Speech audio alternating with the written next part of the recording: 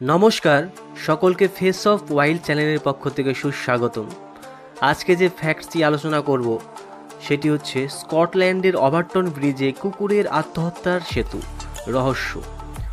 স্কটল্যান্ডে একটি প্রাচীন পাথরের সেতু আছে, নাম ওভারটন ব্রিজ। গত 70 বছর এই সেতু থেকে 50টির বেশি কুকুর লাফ দিয়ে মারা গেছে, আর 600-র বেশি লাফ দিতে গিয়ে আহত হয়েছে। ভয়ঙ্কর ব্যাপার হলো, প্রায় সবাই একই জায়গায় থেকে লাফ দেয় এবং কোনো মানুষ তাদের ঠেলে দেয় না। এই ঘটনাকে অনেকে আত্মহত্যা বললেও বিজ্ঞানীরা ঠিক কারণ বুঝতে পারেনি।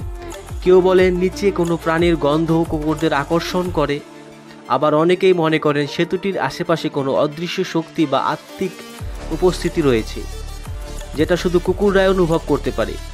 এটি প্রকৃতির এমন এক রহস্য যা আজও পুরোপুরি ব্যাখ্যা হয়নি।